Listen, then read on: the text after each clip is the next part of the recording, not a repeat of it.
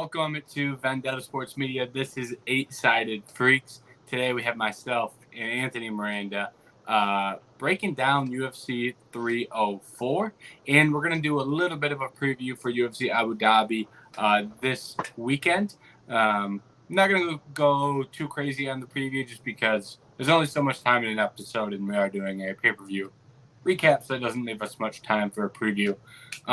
So we're going to start right off at the top here. Belal Muhammad, Leon Edwards. We got a new champ in the main event, which no one at Vendetta picked. We all went 0 for 4 on the main event. All had Leon Edwards. What'd you make of Belal's performance and him being able to get the job done, and to what our group size thought was an unlikely outcome? Yeah, I think the jokes were right. That was about, the Belal performance you would expect in a Belal win, at least. No, I mean, I thought he fought well.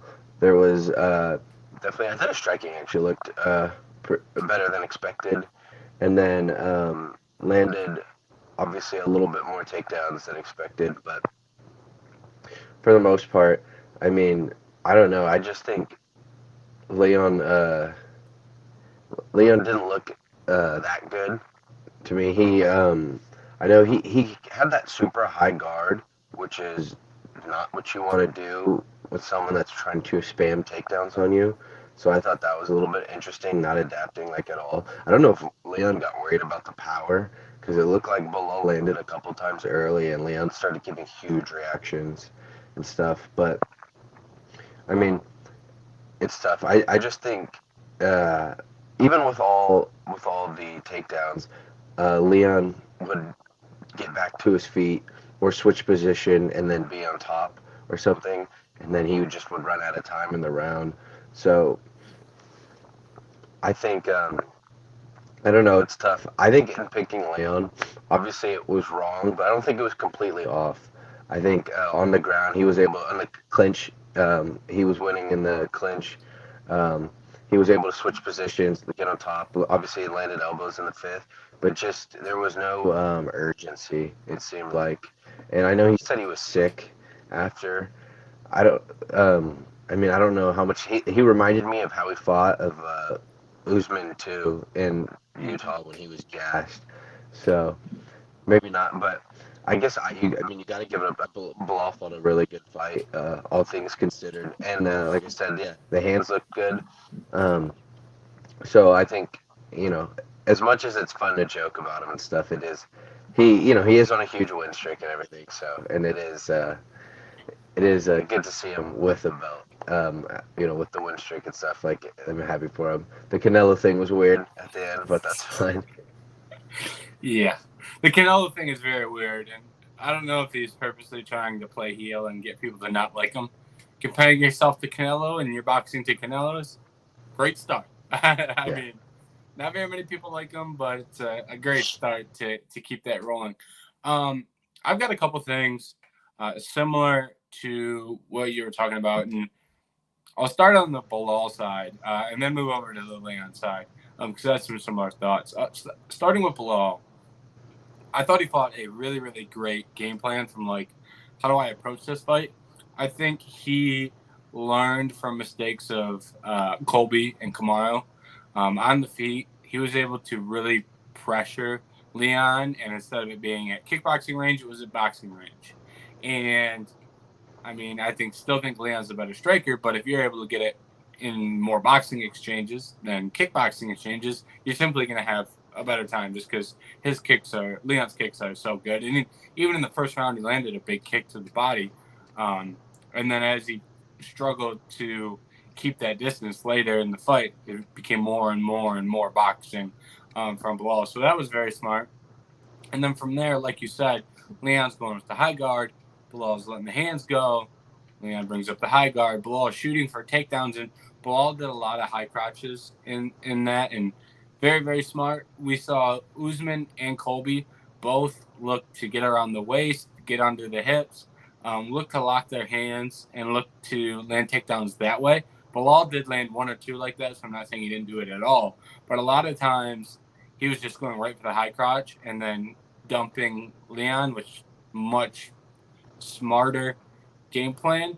I don't know why so few fighters use the single or the high crotch in that position. It went from like DC doing it to like nobody for years, basically. It's like, well, everyone tries to wrestle like Habib, but no one tries to wrestle like DC. And I think it's weird because I think if more people tried to wrestle like DC, it's a little bit more closer, something that's easier to accomplish. Still, it's hard to do, but in comparison to Habib's a little bit more unique.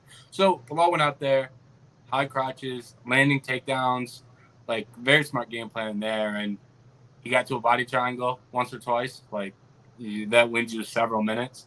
Leon did it once, won him several minutes. So yeah, I think it was a great game plan, and it looks like, cardio, durability, toughness, physical strength, things like that. Belal is pretty good with, so that helped them pick up the win here. So it was a good performance from Belal. Very, very good performance. And then on the Leon side, I had some similar thoughts to you. Like you said, when he didn't adapt to the high guard at all, like he kept bringing up the high guard and getting him taken down like routinely. And to me, it was strange because that was exactly what he was doing in the second Kamaru fight in Salt Lake City. Like he had that fight in Salt Lake City, and then he wins his next two fights because he learns from the mistakes he made in those fights. And then in this fight, he goes back to the mistakes he was making. Like, it was just very baffling to me. And like you said, very little urgency. I think he could have won that fight with a little bit more urgency. He wins round 3. He wins round 1 on one scorecard. And he wins round 5 on another scorecard. So obviously that's not enough to win you the fight, but it shows how close some of those rounds were. Like 1 and 5 were actually fairly close to the point where, well, if you walk out of there with a few more big moments, or one, even if it's just one more big moment, that could be enough to sway those rounds in your favor. And you go from winning, round 1 on one of the 3 scorecards to if you win it on 2, now you're in a much better position. Just small things like that. So similar to what you said, but no urgency. Mistakes looked a lot more like the Leon we saw that fought Kamaru the second time, and not the Leon that fought Kamaru the third time. I wonder if it's because he was sick, like he brought up. I wonder if it's because they were fighting at, 5 o'clock in the morning in England. I do think that probably favored the fighters that were coming over that didn't have to adjust their sleep schedule so much. But at the same time, it's hard to really say because we'll never know for sure. But it was kind of a puzzling performance from Leon that reminded me of the negatives that you see from Leon more than like the positives that you see. Yeah, and then the other thing too is with the striking, I thought obviously it's funny. I mean, rounds 1 and 5, we said were the closest. Well, I thought those were the best striking rounds for Leon too. And yeah, in the first round he looked good, and then even in the 5th round when he finally stopped like backing up and kind of held his ground a little bit, let the hands go. But by then too, it was too, he wasn't having much success of staying on his feet. So by then it was kind of, you're waiting for the takedown. So I thought like you said too, I still do think Leon's a better striker, but Belal had a good game plan, and Leon never felt comfortable to let his hands go, and then, or especially felt comfortable to let his hands go at a safe distance without getting taken down. But in saying that too, I just think it's funny. I don't know, was Belal ever close to? Did you ever really think one of those submissions was? I thought maybe in one of the rounds was decent, but yeah. I would say no as well. And then the ground and pound was, I don't think ever serious. So, I think Leon might have came closer to the submission when he had the back in round 3, to be honest. Mm-hmm. And Leon probably landed the best ground and pound strikes in the last 30 seconds of the fight when he was able to break the body triangle and get on top. It's not saying Leon should have won or anything, but if you had asked me who had better ground and pound, and I would probably say Leon. Who was closer to the sub? Probably Leon. And that's what I think is funny too. Even with the Belal decision for the belt, the other fighter probably had was more closer to a finish necessarily. And Leon But landed some really good strikes in the first round. mhm. I scored the first round for Leon. So I would have had it 48-47 Belal. I think a lot of people really overlooked some of the offensive strikes that Leon landed in the first round. It was a close round, but he did land some really good shots in the first round. But once you then lose, 3 of the next 4, people then forget about the success you had in round 1, especially if it's marginal at best. Exactly, and I did too because I remember thinking it was because I think Bilal dropped him or took him down again with 30 seconds, and Mm-hmm. I think that swung it for a lot of Yeah. people. But then I'm pretty sure. I mean, I would imagine if I remember correctly, he didn't do much with it, kind of like Mm. with most of the takedowns. And I really remember liking the Leon striking to start the fight. So especially with all the 5 different body kicks I think he landed. Yeah. Um, so yeah, I would have been fine with having 48-47 too. Yep. Um, I just think in that 5th round, you need a little bit more than 30 seconds of ground and pound to win Yeah. it. So I agree. Like, and to me, this is where I kind of let like the damage criteria. Everyone just wants to score fights based off damage. It's all you ever hear. But then no one wants to score around 5 for Leon. Like, he probably did more damage in that round. 100%. But like, and like, just based off what we saw in the round, I'm not willing to score that round for him off 30 seconds of elbows. Like you said, like, I need to see more than that, and that's where I think some of the scoring criteria really gets messed up because people and judges pick and choose when they want to use the damage criteria to justify a scorecard. It's rarely used to pick the person to win the fight who deserves to win the fight. It's more often used to sell a robbery. They go, oh, well, damage. It's like, all right, hold on a second. So I think that's a good example of like how round should actually be scored. Just watching it and going, who won this round? Like, we don't Mhm. need all this like BS and criteria. There's a very kind of like a human instinct aspect to it of, I watched the round. I know who won the round.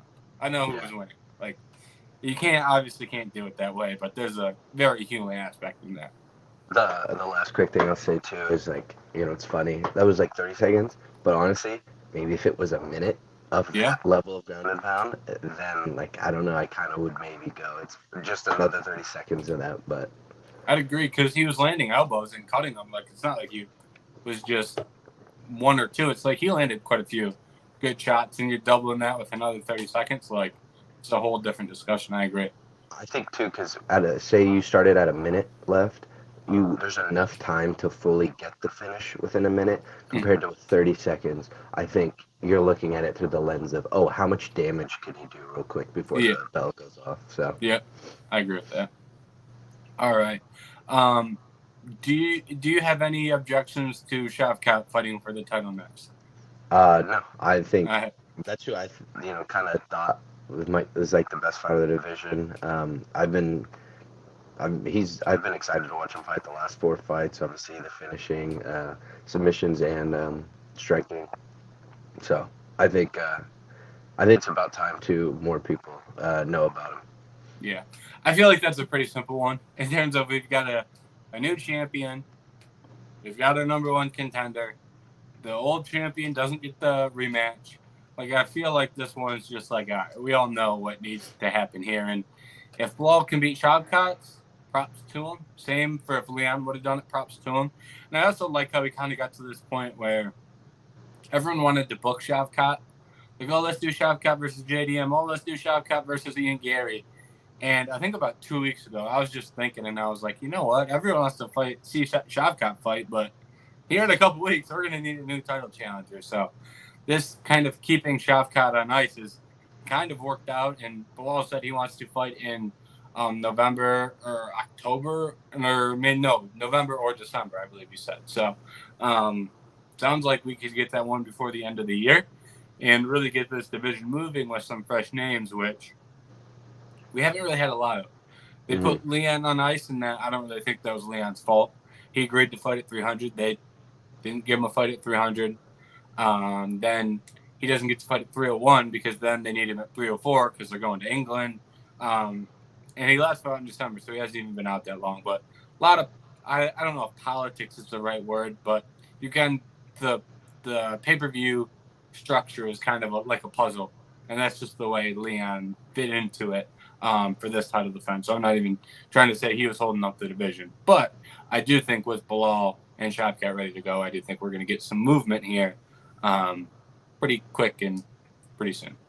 Well, yeah, and shout out Malal too, though, for being a true competitor, willing to fight whoever. I know he doesn't want to hear Islam moving up and all that stuff. He wants to just fight in the division, keep the division going. And then if you can beat Leon and then Shaka, that's pretty good two-name back-to-back fights right there. So. Yep. And this kind of ties into my next question, but we've also got Jack Della, Ian Machado Gary, Gilbert Burns versus Sean Brady. So it's like we could have another title contender like emerge fairly soon.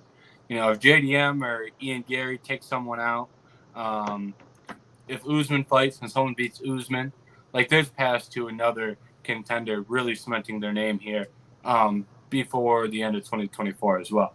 And that kind of ties in with what would you like to see Leon do moving forward? Because it doesn't sound like he's getting a rematch. He's going to have to fight one of these guys, I assume. They're not going to run back Usman. They're not going to run back Covington. So it kind of gives you a handful of names to pick from. But what do you want to see from Leon as he looks to bounce back from losing his belt? I think I would probably go maybe Jack Della. I don't know. I think you could still get a fun press conference from Gary, maybe with someone else, or I don't know who would fight though. Like there was still Usman. Well, that Covington fight, I guess, is what you're probably hoping for. And I know I'm surprised how high Jack Della is ranked too. I gotta look at all his wins again. I know he keeps winning and stuff. But yeah, he got the Gilbert Burns win, and then he hopped Gilbert in the rankings. So I believe that's how that went down. And Ian Gary took the fight against MVP, so he didn't really go up in the rankings. So I think that's how JDM ended up hopping up to 5. Because Jack Della Maddalena is the highest guy ranked behind Leon, Usman, Covington, and Shavkat, who's going to fight for the belt. So he's the highest guy ranked if you're going, but obviously rankings aren't always end-all be-all. Because, I mean, I don't get it wrong. I think he's good. I just feel like, I don't know, I think he's a little overhyped or overrated or overranked even because Burns, Kevin Holland, and then there's a Basil Hafez. It's like those are your last 3, and you're ranked. What is that, 5? So, but I mean, I do think he's really good. So, I think Leon would be a perfect matchup then. Let Ian Gary do the Colby. Hopefully that would sell a lot. Get all the press conference stuff, blah blah blah, and then I think Leon Jack Della would be a good matchup. Yep, I agree with that. I think the only other twist that you could really put into this is giving the winner between Sean Brady and Gilbert Burns a decent fight. That's a very close fight in my opinion, so I'm not even gonna, say, I really think one of these two guys win. But like, for example, if we say Burns wins, maybe they decide they want to do Burns versus Covington. 2 older guys who have some history, who haven't crossed paths. So I could see something like that happening. Or maybe, let's say Brady wins, and maybe they want to test Jack Della against Sean Brady for grappling purposes. Or maybe you make that same argument for Ian Machado Gary versus Sean Brady. So I could see how Burns and Brady work themselves into that equation. And, hey, maybe Colby says no. Like, maybe Colby doesn't want to fight any of the young guys, so they got to mix things up. So I think that could go a couple different ways, but I'd be down with Colby, Ian Machado Gary, and Jack Della versus Leon. I think that would make for a fun way to end the year. All right. And then in the co-main, massive fights was Tom Aspinall versus Curtis Blaydes. And this one didn't last long, and it was what people have come to expect from Tom Aspinall. 1 minute on the dot, 60 seconds, knockout. Goes out there, quicker, more athletic, puts his hands together, lands a shot, gets the knockout, and that's the end of his day. What'd you make of Tom going out there and another incredible performance? it's been nothing but incredible performances from Tom for a significant period of time now. I mean, it's insane. I don't know, like, we should just skip all Tom Aspinall segments. Like, what's the point? Like, what is the analysis for if he just knocks people out or finishes them in like a minute or two? Um, I remember saying, he's just better. That was my analysis, and I mean, he proves it, yeah, time and time again. I think I saw something. He's actually lowering his fight time or his finish time. In his last two fights, he's been doing it against title contenders and stuff. So that's insane. I don't know. I just think, To your I mean, point, real quick, he went from 113 against Tybura, 109 against Pavlich, to 1 minute against Blaydes. yeah. It's been quicker and quicker. He's been getting these knockouts. I don't. I mean, he still fight. He got. It wasn't the cleanest too. No, it wasn't. He It really he wasn't. he does fight with his chin a little high too when he gets in these. I think I saw something of like Tom was so good and everything, yet still refuses to fight intelligent, but it doesn't matter because he still gets finishes in like sub 2 minutes. So Yeah. I don't know. He just I don't know if you want to call it lucky. Like maybe he can take a shot too. That was the other thing. Even though these fights are quick, he's got hit before too. So yeah, I don't know if you think this is something like where his luck runs out finally, or if he can just keep getting away with this and keep doing this. I still would like to see him in a close, longer fight where he's super tested, but I don't know who it's going to be from unless Dana wants to, fight John Jones. Obviously, that fight's only getting bigger and bigger. But I saw Dana's being a little baby at the press conference. Was like scared to death about anything like John and all that stuff. But it was, yeah, another amazing performance. Yeah, and a couple of your things you said off that, like, love to see him fight longer. Like, who the hell is going to make him fight longer? Like, Volkov would be a great pick if he didn't submit Volkov and make Volkov look bad. But people just weren't. Volkov, I would say, has hit peaks and valley with where he's rated amongst fans. Sometimes people think he's a future champ. Sometimes people think he's, barely a top 10 guy. But right now, he's ranked number 3. He's at a peak in how people look at his skills. But not too long ago, Tom went out there, took him down, and submitted him. Didn't even strike the Volkov. Went out there, took him down, submitted him, made it look easy. He took a hook from Pavlich. It's not like Pavlich didn't hit him. Pavlich hit him with the shot. He ends up winning that fight by knockout. Curtis Blaydes wins that fight by knockout. It really only leaves you Gane. And hey, maybe him and Gane have a sensational 25 minutes worth of striking. But, I mean, one-time takedown, and now we're back to a minute submissions here. Like, it's very easy to see how that fight goes down the drain quickly. So it really leaves you John and Stipe, unless you want to really get into the Gelton Almeidas. But at that point, Almeida's never been in a long-tested fight. Yeah. So I doubt it happens against Tom. So, yeah, I don't know how we get to a point where he's being tested over 25 minutes, hell, even 15 minutes. But he's been hit by the hardest hitter in the division. So I don't know how we're going to see this guy lose anytime soon, which seems insane to say at heavyweight. Heavyweight's like the division where, I mean, Stipe has got the most title defenses, and off the top of my head, it's 3 or 4. Like, it doesn't take you many title defenses to get there. So I've been super impressed by Tom for a long time.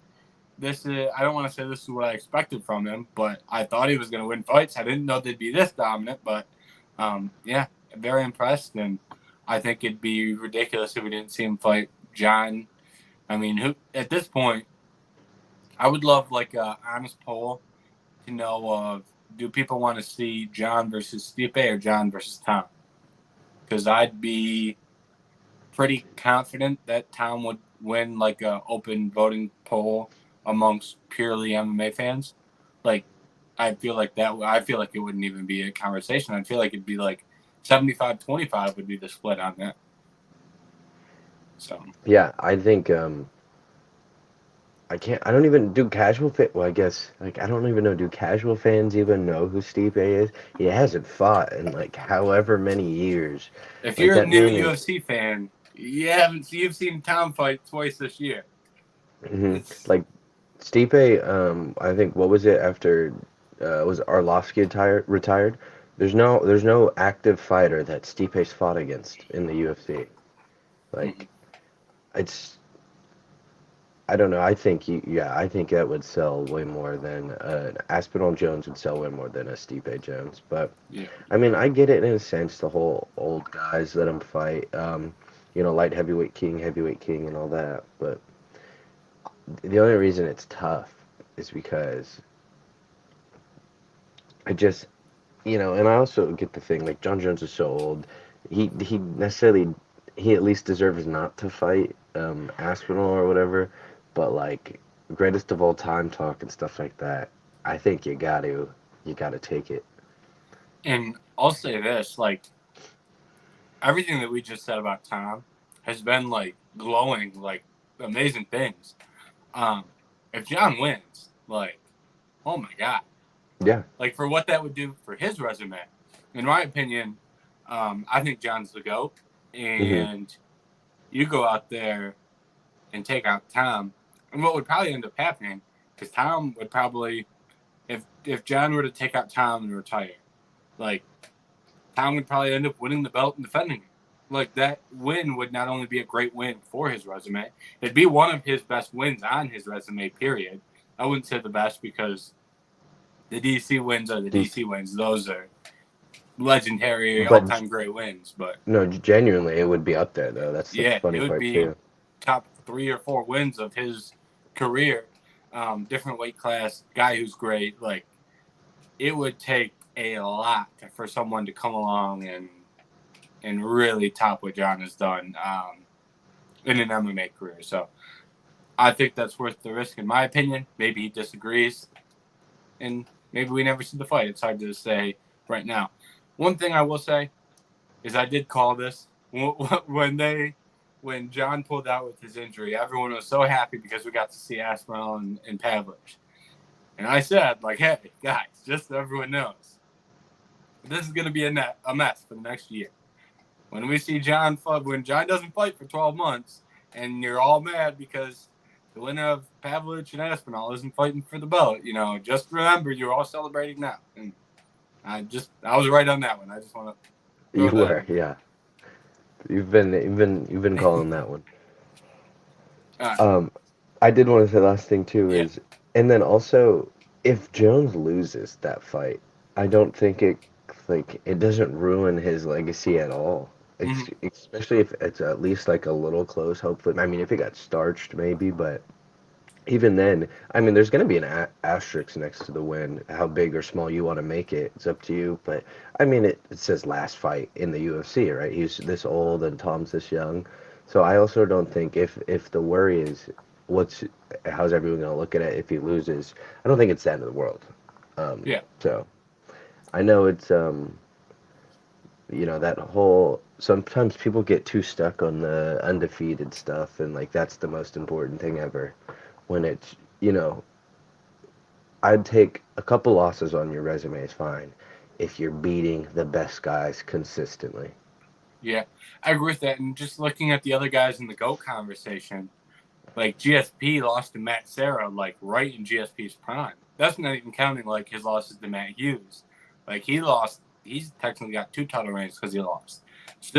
Anderson Silva's got, you pull up his tapology, he's got a Yeah. whole row of red in there. Um, DJ lost to Cejudo in his last UFC fight, then goes over to one and loses a fight. So like all these guys have like worse losses than going up a division and fighting like the biggest thing in that division. So like Hmm. that in terms of losses would, especially for his last fight, like it'd be very hard to really hate too much on John for that. People would, but in like looking at long term legacy, I don't think it would be like a bad stain on this record at all. All right. Moving down the card, we had Paddy Pimblett versus Bobby Green. And I just want to lead this off with I have no idea why Bobby Green shot a takedown on Paddy Pimblett. This is Friday. We've had days to think about this. I still haven't come up with an answer. So that being said, maybe that's just me coping for being wrong and picking Bobby. Everyone else picked Paddy and was right. I picked Bobby and was wrong. Maybe I'm just trying to cope, but I have no clue why Bobby shot a takedown. But with that being said, once it gets to the ground, I mean, Paddy's submission skills are legit. Like, that's the one thing with Paddy. Like, I've known Paddy. I'm lower on him than probably the average person. But, hey, if we're just grappling and giving him a chance to find submissions, like, his submission skills are very, very impressive. This was one of the fights that I didn't get to see. I was getting home from work at this point, but I do remember I saw in the group chat like it was going crazy and whatever, and I saw like on Insta they posted like a close Paddy. And I was like, oh my God, he did that quick. And then I was asking like, how did he do it? And they said submission. So I still haven't seen the submission and stuff. It was a nice submission. He goes jumps guillotine and then uses that to transition to triangle, and then gets Bobby out cold in the triangle. Then he goes to pull on his arm while he's got him in the triangle, and he realizes he's out. They stop the fight. It was a really impressive submission, chaining them together like that. So it was not like he lucked into one and just jumped to Gilly. Like, he was chaining submissions, working from position to position to get it. It was good grappling work. Which I think is kind of what we talked about too. In the pre-fight was just that. Well, obviously we always talk about the submissions, but the lack of finishes and the quick finishes, hopefully, and so I think that was a huge. We're saying how he's such a prospect, but obviously I would say has been lost a lot of hype over the last couple of performances. So I think he really did need a performance like this just to get some people on his side again and showcase that his skills. Yeah, and for the striking, like, there really wasn't much there. Like, not from, like, even a net. Like, they didn't throw much outside of leg kicks. And Paddy, fairly big for this. Fairly big. He's pretty huge for lightweight, honestly.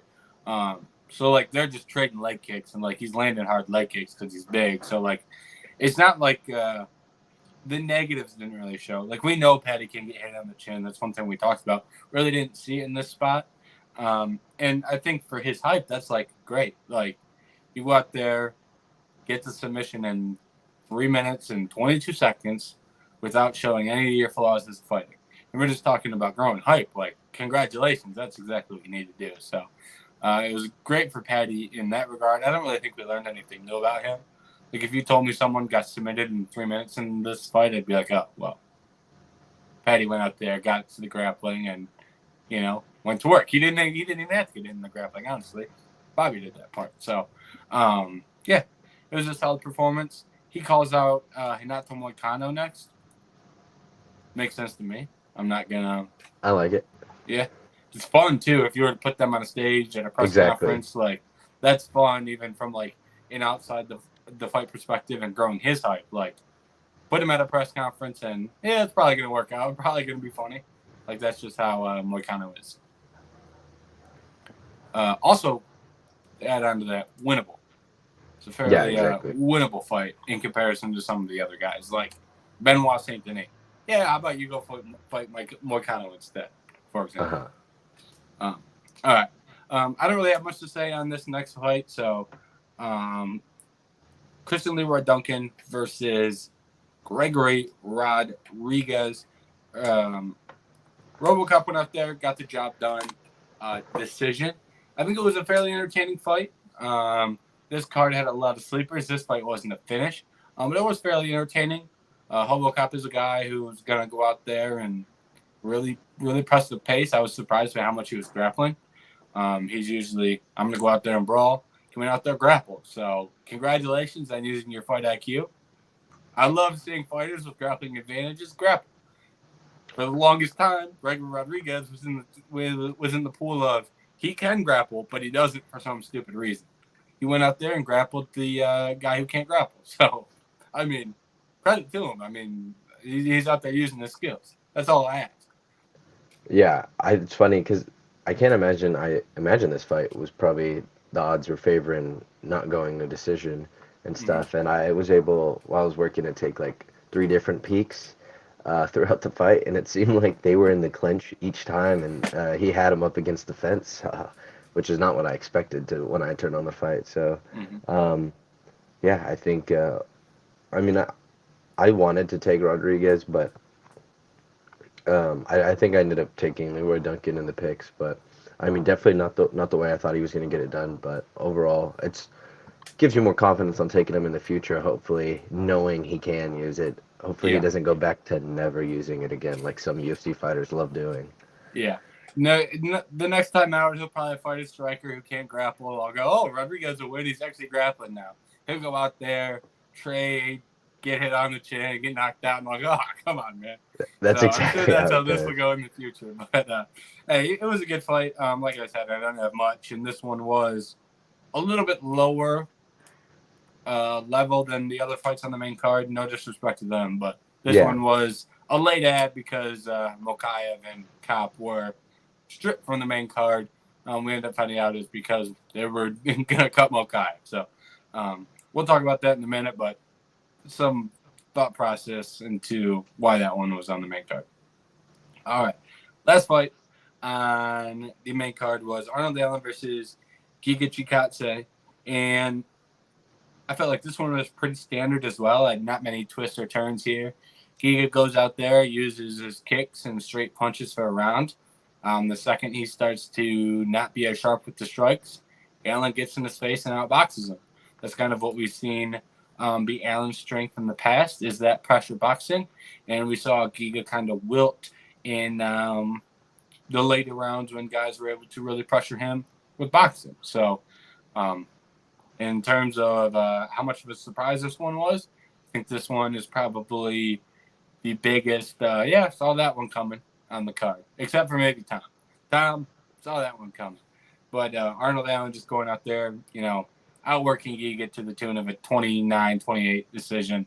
Nothing really groundbreaking. I was surprised he didn't grapple at least a little bit early, considering Kelvin Cater has Giga Chikadze in a body triangle. You would think someone would go out there and grapple Giga, but not Arnold Allen. But that's besides the point. How much of this fight did you get to see? Any takeaways from Arnold and Giga? not much. I think I saw a couple of the exchanges and stuff, but yeah, the way you explained it, that's about kind of how we predicted. But like you said, I did. Oh, he shot once, it says, but Oh, I would have thought to see like, yeah, a little bit of a control time or whatever on the ground. But if I mean, if he was getting the job done on the feet pretty safely and stuff, then it is what it is. I don't know. I think I don't even. I think we said it was probably going to go to decision too. I don't think yeah. either of us really liked the finish there, so I'll take it. Another Arnold Allen win. Yep. Next up for Allen, I kind of like Yair Rodrigues. I think that's like, hey, why hasn't this fight been made yet? Like, Yair can't really grapple. Arnold Allen apparently doesn't wrestle guys who can't grapple. So if I were Yair, I'd be saying, yes, please. I will fight Arnold Allen.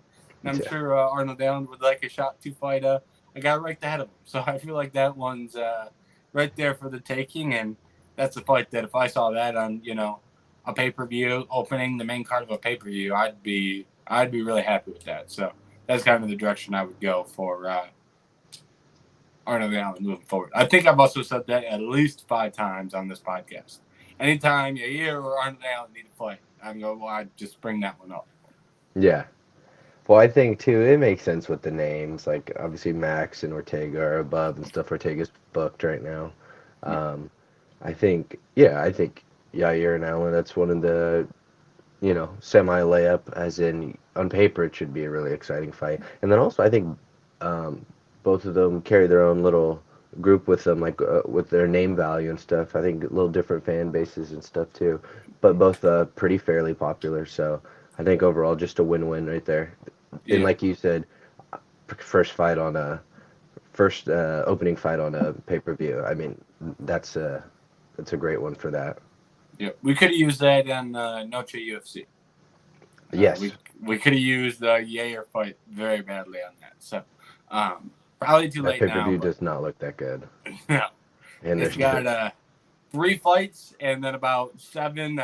What the hell is this? That's what we got. It's 3 fights, then it looks like an Apex card. I think they got confused. It was in Vegas. They're partial, correct? Exactly. They just got messed up along the way. All right. Let's now go over to the UFC not bringing back Muhammad Mokaev.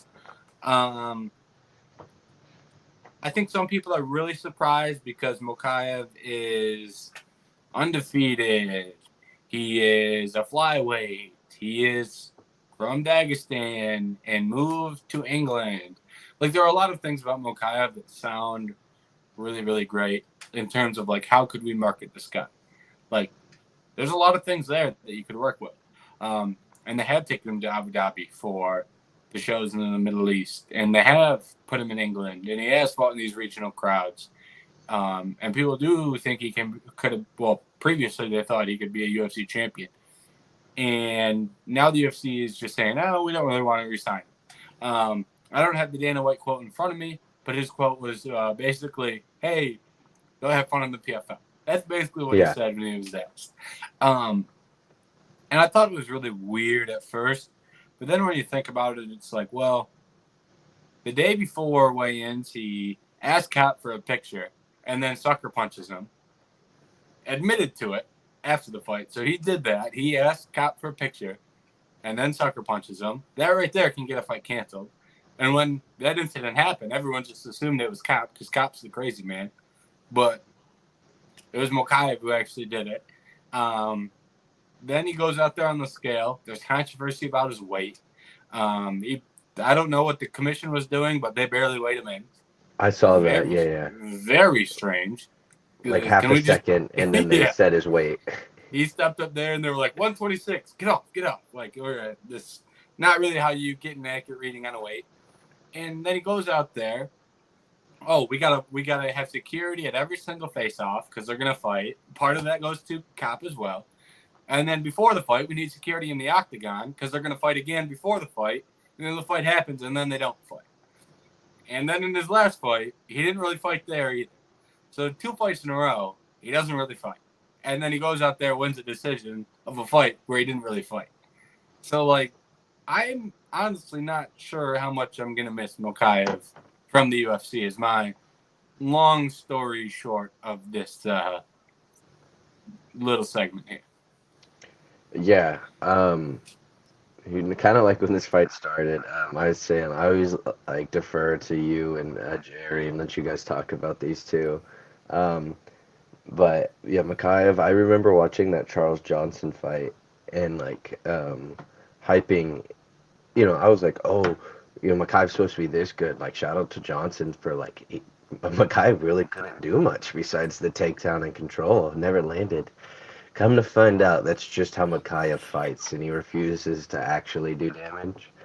But yeah, I just think that's funny the way the whole thing played out and stuff.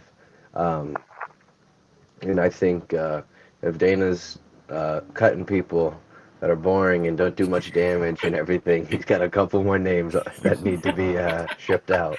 There's a couple more people that should be going to PFL right now. Yeah. And that's, everyone was like very upset about this with the thought process, like, well, we can't just cut people because they're not exciting. And I'm like, that's not what they're doing. Mm-hmm. Like, Leon and Belal was the main event. Like, Merab Dvalishvili is headlining the UFC Sphere card.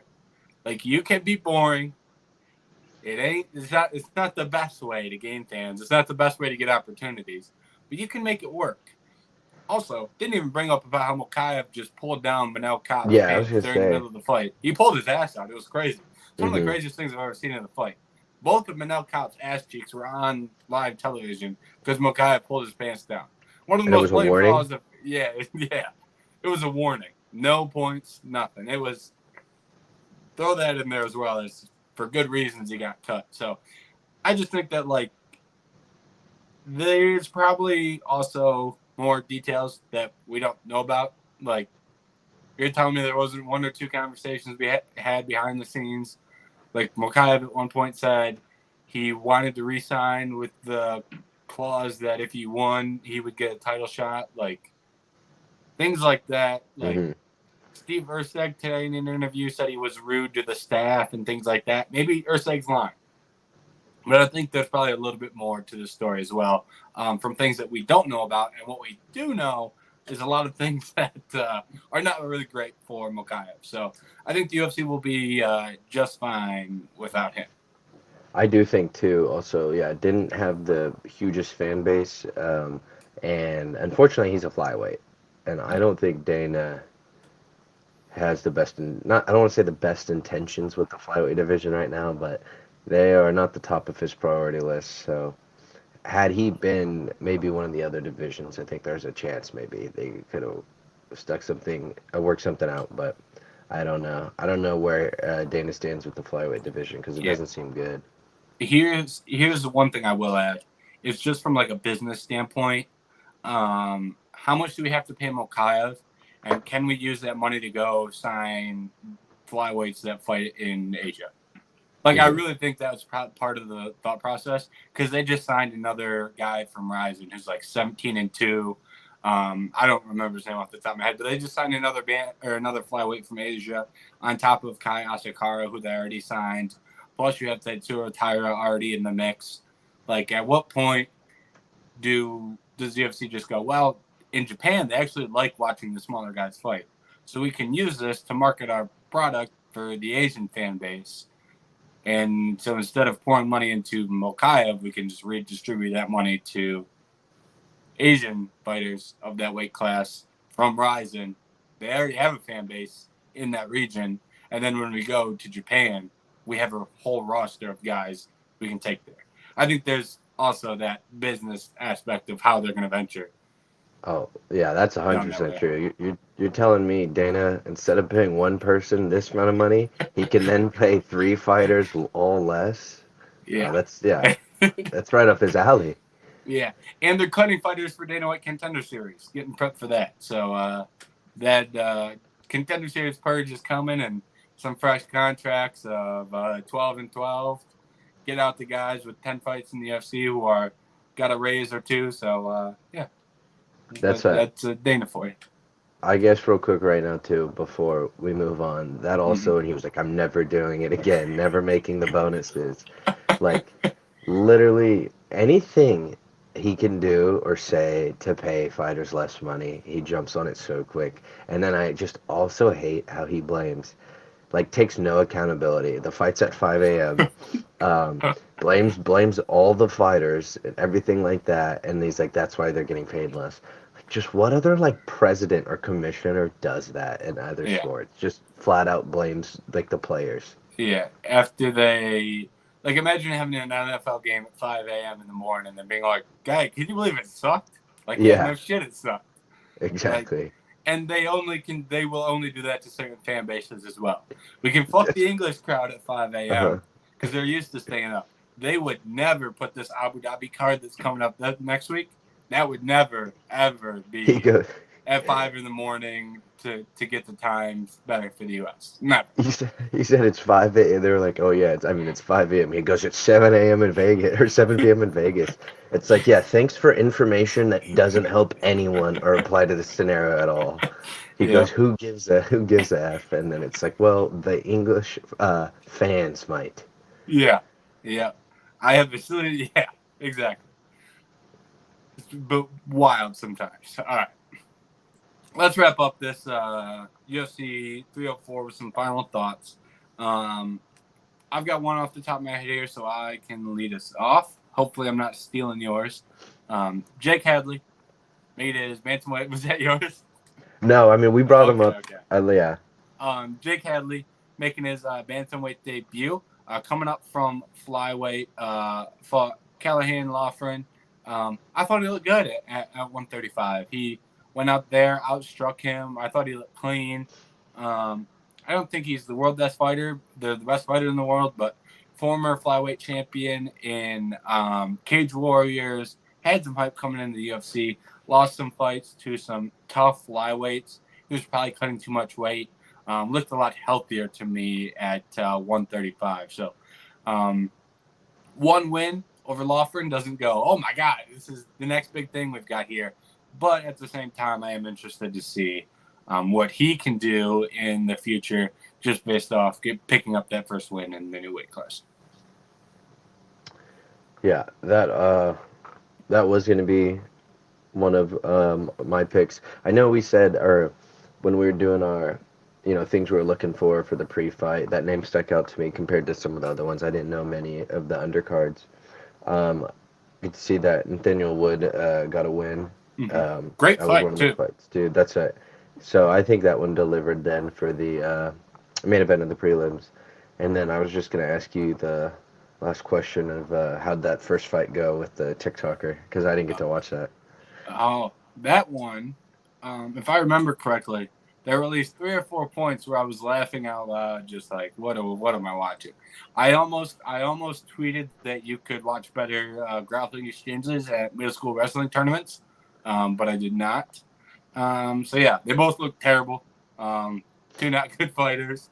And Shauna Bannon won, so apparently she's the better fighter between the two shit fighters who probably will neither win a fight in the UFC. But then again, I didn't think Shauna Bannon was going to win another UFC fight. And then they signed a girl who's worse than her. So, I mean, there's always room for, you never know who the UFC is going to sign here coming up. Maybe they re-sign Marnik Man and she can pick up another win, and who knows. But yeah, bad. Bad is how that fight was, to answer your question. There's people punching the air right now seeing like she gets signed and Mokaev get let go. Yep. All right. Let's touch up on this Abu Dhabi card because we've got a few minutes left here. Ends up being a pretty good card. It wasn't exactly the card that it was planned to be. They pulled Nick Diaz and Vicente Luque. I have a silly suspicion that when Nick found out he was going to have to travel to a place where weed was illegal, he said no. Or maybe that wasn't part of it. Maybe he just didn't want to fly to Abu Dhabi. And in my opinion, both valid. So yeah, I agree. I thought it was a silly idea to begin with, and the fight gets pulled, and they're going to put it on a different card, and shocker. Never saw that one coming. Yeah. You say put it in the Sphere? Uh-huh. Yeah, I agree. That's what I was thinking in my head as well. But we do have main event: Corey Sandhagen, Umar Nurmagomedov. Great fight. Sharp Putin, Magomedov in the co-main. A lot of people love. We've got Marlon Vera, Davison Figueiredo, top 6 or 7 bantamweights. Tony Ferguson versus Michael Chiesa. Mackenzie Dern versus Lupe Godinez. Joel Alvarez versus Alice Brenner. That's the main card there. That is, for fight night, pretty good. Azmat Murzakanov versus Alonzo Menafield on the prelims. I mean, that is for a prelim fight on a fight night ranked light heavyweights. It's pretty good. Shamil Gaziev goes from main event to prelim. Part of that has to do with his performance. So lots and lots of fights here that actually pique interest. Let's talk about the main event here before we give our thoughts on some of these other fights. Main event, Sandhagen versus Umar. What are you looking for in this fight? How do you what's your excitement level, and how do you see this fight playing out? I'm really excited. One, Sandhagen's probably like in my top 5 fighters. She's like one of my favorites. So, anytime it's obviously a fight of his, I'm going to get excited. But I think this is an insane matchup too. Like, he doesn't have to do this, but he's of the school of thought. If I'm going to be champion, if I'm the best fighter, then I need to beat everyone. So that requires him, taking fights he probably doesn't have to. Overall, I think too with Umar, this is like one of the best fights I feel like the UFC have probably put on in a while. That's give or take not a champion, not a belt fight, or. But yeah, I'm excited. I'm excited to see if how he's wrestled in his last 2 fights really well. So good to see how the wrestling happens this fight, whether that be offensively or defensively. See if he can get the hands going. Seeing what specific strikes, because he's a pretty skilled striker, yet he gets wild at times, whether that be knees, spinning heel kicks, stuff like that. So to see what he pulls out, and then I am worried too. As much as he's dominated in his last fights on the ground, um, with someone like Umar, he gave up his back, give or take. It was a while ago, but he gave up his back so quick in that Aljamain's fight. So that's always. I feel like he truly hasn't been. He's just been so much better than his last couple competitions that I think a quick submission might be a possibility again, or he slips up and gets caught. However, the last thing I'll say too is this is a Sandhagen's been fighting nothing but some of the top contenders and stuff like that, and this is a huge jump for Umar. So, yeah, I have more faith in Corey and things like experience, main events, just preparing for 5 rounds and then fighting 4 or 5 rounds versus Umar, who's been going 3s. So things like that, I favor Corey, and I'm very, very, very interested to see how both of these fighters perform in the spot where they theoretically would be at the disadvantage. Sandhagen, like you said, got submitted very quickly against Sterling, and he said, like, "Hey, I wasn't good enough that night." And he said this week in lead up to this fight, and he said, "Since then, everyone thinks that you can't beat these guys from Dagestan who are heavy grapplers, and I've used my mind to think about how you can defeat them, and gone out there and worked in the gym. This hasn't been something I've thrown together in 3 months trying to prepare for this. I've been working on this, for years, knowing that this is something I'll have to do in the future." So I'm very interested to see what that leads to, because like you said, he has found success wrestling offensively in previous fights. So it's clear he's been working on it. That maybe that doesn't mean it translates immediately to defensive improvements.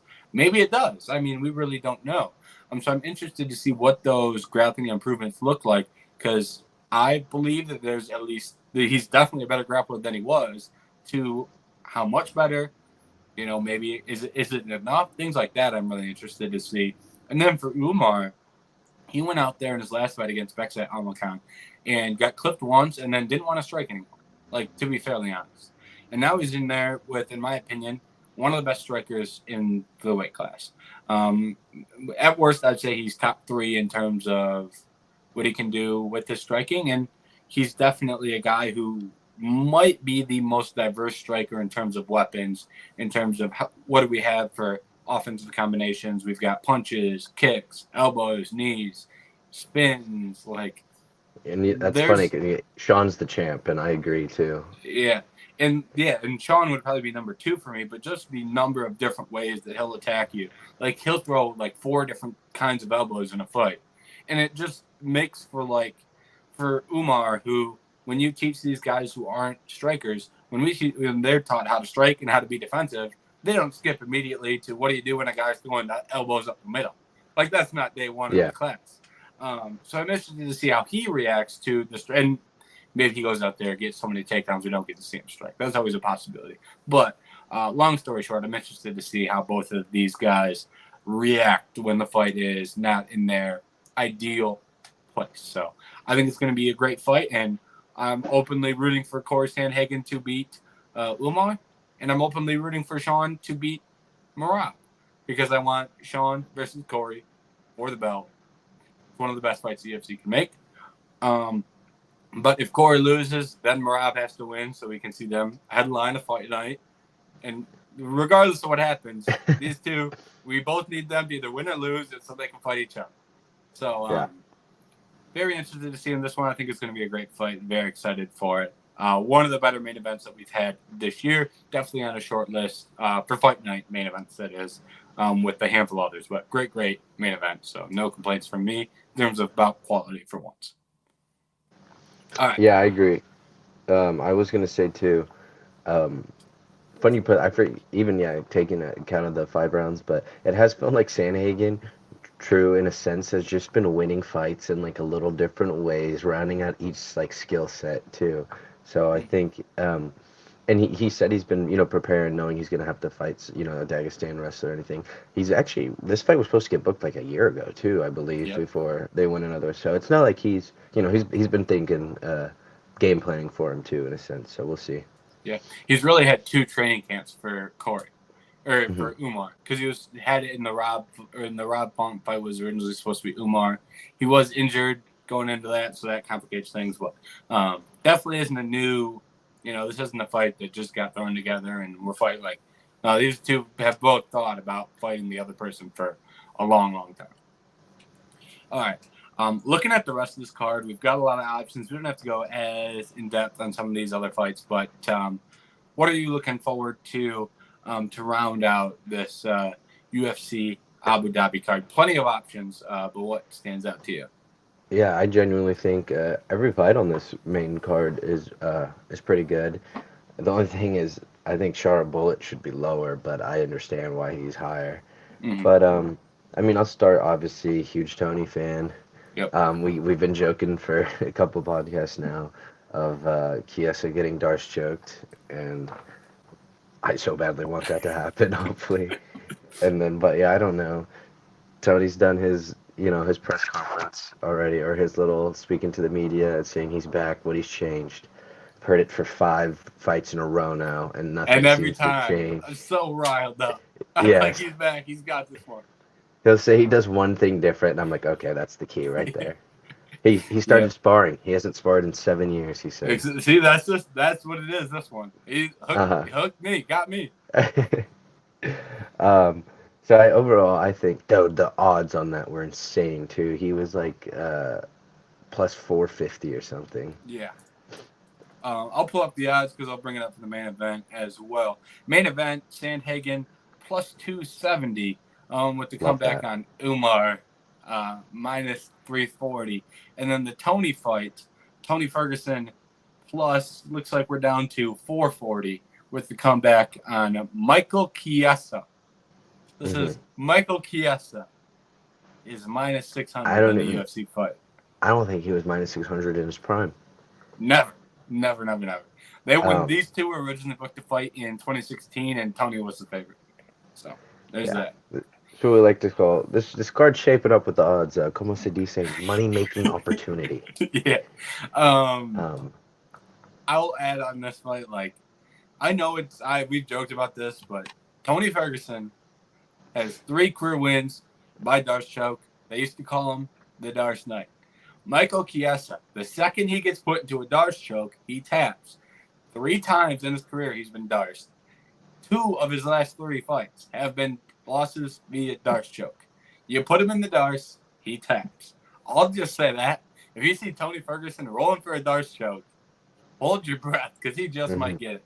He might not get it, and Chiesa still might tap. It may be loose, but the second Chiesa's head is in a Darce choke, for some reason, his reflexes tap. That's the end of the fight. I think he got tapped. I think his first loss via Darce choke was Jorge Masvidal. Yeah.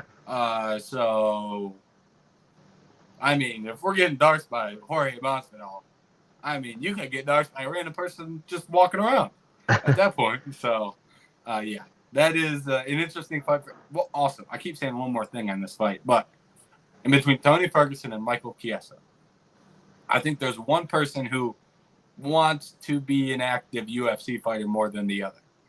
Chiesa's got his commentating. He's got his announcing. He knows what he's doing in retirement.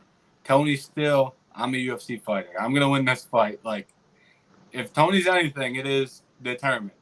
Yeah. Well, the road to the belt starts tomorrow, so. Yes. That may be bad for, like, his long-term health and long-term career. But, I mean, I prefer the fighter that's determined tomorrow and not the fighter with one foot out his door. I do think Chiesa wins, but I'm just saying, like, there are a couple red flags on the Chiesa side that I'm just not willing to ignore.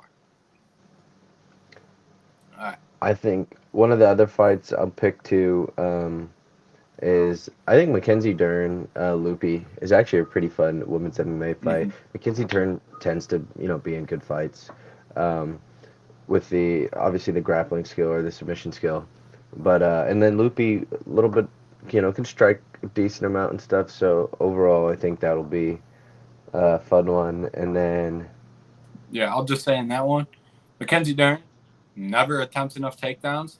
Lupe Godinez should never attempt takedowns and does.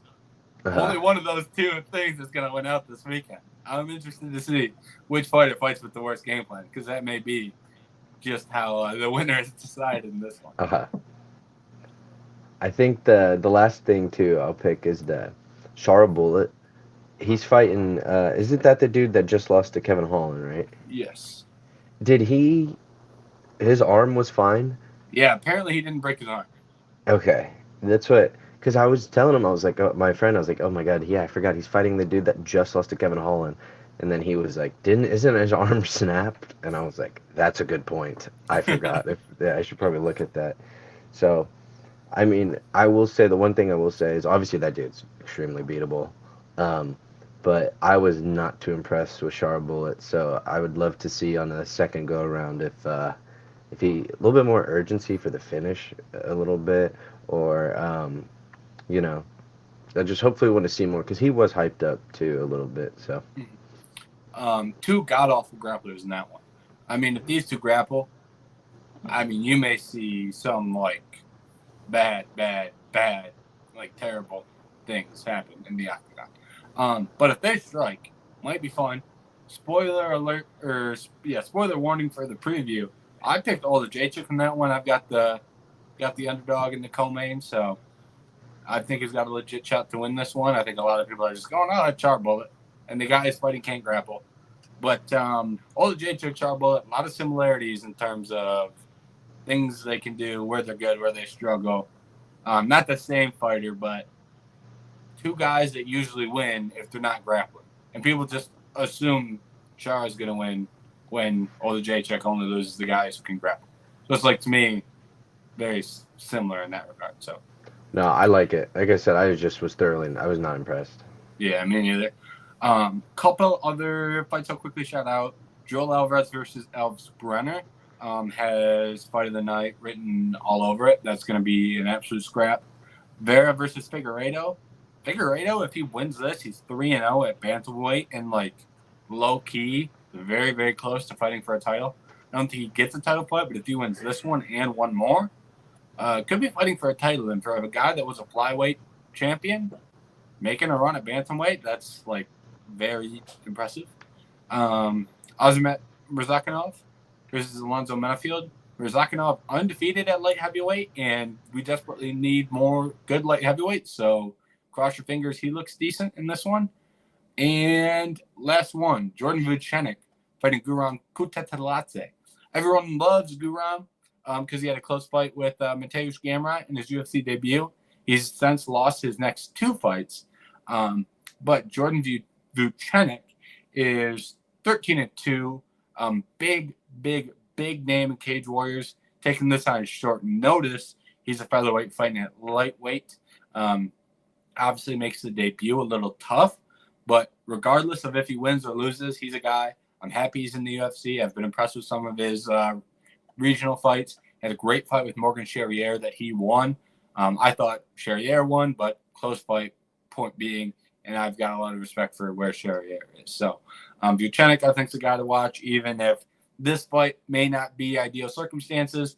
This always puts him in a position to get the next one in his natural weight class, where he will probably have a lot more success. But that doesn't mean he can't beat Guram Kutateladze, because we have had guys in recent cards take a fight on short notice up a weight class, win, and then go back down. He wouldn't be the first person to do that. So definitely a good fighter to keep an eye on for this fight and in the long term. So, all right. I did want to get your... Yeah, go ahead. Yeah, just your thoughts on the Vera Figgy fight, because I'm pretty could go either way. I don't know. I probably am leaning. I want to say I'm leaning Figueiredo, but I don't know. Vera, like I said, just doesn't do a lot ever. It's a 3rd-round fight. But I am that size might be, because I mean I know Figgy was a big flyweight, but Cheeto's a big bantamweight, so or tall one. So I don't know. I'm worried. I think the wrestling maybe is kind of where I'm leaning. Maybe could come into play because he's wrestled his last 2 opponents. Figgy has. And I don't know how much the power has held up after going up a weight class. Also, it doesn't matter with Vera's chin either. So I don't know. That's why I'm kind of just all over a little bit. Yeah, I agree. I picked Figgy, but I could if someone else was picking Vera, I wouldn't be like, I just don't see it. Like I could easily understand a Vera pick. Um, Looking at Figgy, just like I don't know that he's gonna react well if he gets hit. That's my one big concern. I think Cheeto could knock him out. Um, but also Cheeto loses first rounds, too much for my liking, and 3-round fights. That's always been a thing I've struggled with Cheeto. He won't throw enough volume, but he can always overcome that with big shots. So maybe he does that here. And I just think Cheeto has gotten held down a little bit too much in some of his losses. We didn't see it in the title fight, but Sandhagen took him down, I think, in the first and second round of their fight and out grappled him. That's the one thing we talked about earlier with Sandhagen's grappling. One of those fights was against Cheeto. And Sandhagen's a grappler that we've both said we think has gotten a lot better, but Figueiredo's like long-time grappler who has legit submissions. It's just not really the same thing. I think Aldo was taking him down. Frankie Edgar landed takedowns, and I think Frankie was up 2-0 with takedowns before Cheeto put his head in the third deck with a front kick. So, and he could do that here. He might get out grappled for 2 rounds and then punt Figgy into the third row. So, yeah, I'm kind of with you with the fact that I think it's all over, but I did pick Figgy just for grappling, takedowns, and probably going to win the first round if he doesn't get knocked out by a big shot in the first round. So that's kind of similar all over, but those were kind of the factors that pushed me towards Figgy. All right. For the full UFC preview, go to VendettaSportsMedia.com. They will be up at some point today. So by the time this is uploaded, that should be up, I assume. So you can go over and check that out. Best Bets also will be up, so you can get more in-depth thoughts on the card there and the fighters and their skills. And we'll be back next week breaking it down. A lot more focus on the recap for UFC Abu Dhabi. Today we obviously had a pay-per-view to get through, so that was priority over the fight night. But next week we've got a fight night card to recap, and I believe next week's fight night sucks. So Yeah, I was just looking at it. Yes, it does. It sucks. It is headlined by Marcin Tybura and Sergey Spivak. So guess what? It's gonna be a great day to do some recapping about some good fights rather than previewing bad fights. So next week we'll be back. We'll obviously talk about the upcoming card, but main focus will be on UFC Abu Dhabi. So make sure to check that out. And we'll see you next week. And thank you for watching this episode